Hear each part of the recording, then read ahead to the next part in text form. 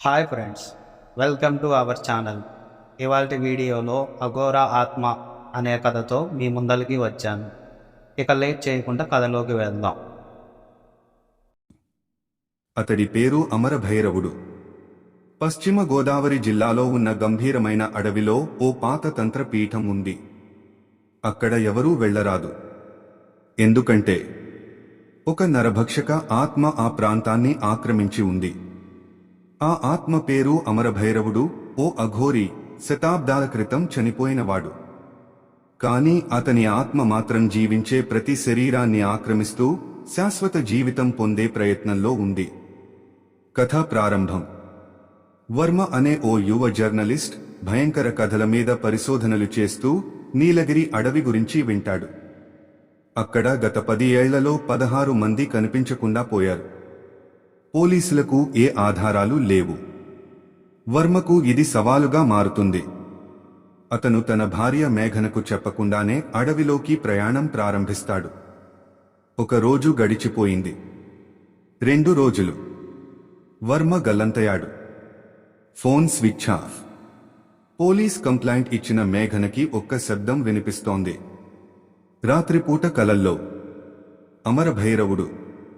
ఆ పేరు ఎప్పటికీ ఆమె వినలేదు. కాని ప్రతి రాత్రి అదే పేరు, అదే శబ్దం, అదే భయంకరమైన నవ్వు. మేఘన బలంగా నమ్ముతుంది ఇది సాధారణం కాదని. శపథం. మేఘన తన భర్తను వెతకడానికి సిద్ధమవుతుంది.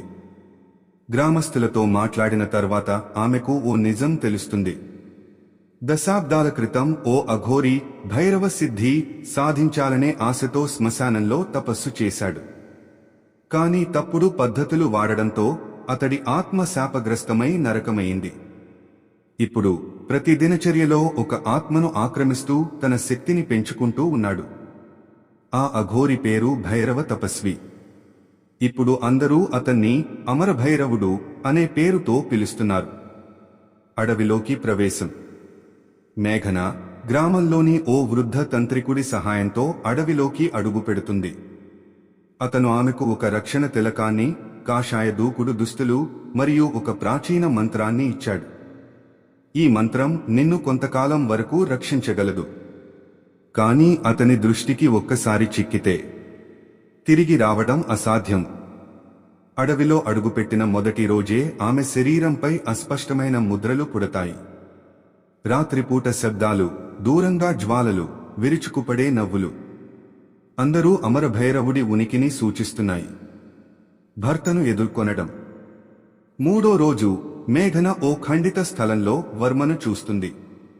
కాని అతని కళ్లలో ప్రేమ లేదు, భయం లేదు. ఉన్నదంతా అంతులేని కాలచక్రపు ఉన్మాదం. వర్మ శరీరంలో ఇప్పుడు అమరభైరవుడి ఆత్మ ఉంది. నువ్వు నాకు వచ్చినంతలో ఇప్పుడు నువ్వే నా తదుపరి ఆకృతివి అంటూ అతడు వాడిని వదిలి ఆమె మీదకు దూకుతాడు. అప్పుడే మేఘన తంత్రికుడు చెప్పిన కాళికా బంధ మంత్రం జపిస్తుంది. తిలకాన్ని చేతిలో ముడివేసి భూమిపై పడి శక్తిని ఆవాహన చేస్తుంది. గాలి గాలిగా మారుతుంది. ఆకాశం చీలిపోతుంది. అడవి నిశ్శబ్దంగా మారుతుంది. 3 మంత్ర బీజాలు. తంత్ర విద్య ప్రకారం శాపగ్రస్త ఆత్మను నశింపజేయడానికి 3 ముఖ్య బీజాలు ఉండాలి. 1 ముళ్లతో తయారు చేసిన శవకాటిరాసు. 2 ప్రేతశిరో ముద్ర. 3 ఆత్మధారి ప్రేమ కంటి బిందువు. మేఘన ఈ మూడింటినీ సిద్ధం చేస్తుంది. చివరగా ఆమె భర్త వర్మపై అమరభైరవుడిని నిలిపి ఉంచి ఆ మంత్రాన్ని పూర్తిగా పలుకుతుంది. అంతం. వర్మ మెల్లగా గాల్లోకి లేచి కేకలతో కలిసి భైరవుడి ఆత్మ బయటకి వదిలిపడుతుంది. ఒక క్షణానికి అటువైపు ఒక్క శబ్దం లేదు. అంతా ప్రశాంతం. మేఘన వర్మను రక్షిస్తుంది. అతను జ్ఞానహీనంగా ఉన్నా అతడిలో ఆత్మ మళ్లీ లేదు. కాని అదే అడవిలో ఆఖరి శాట్లో ఓ బాలుడు శవాలను తీస్తూ ఒక చిన్న గుడి వద్ద నిలుస్తాడు.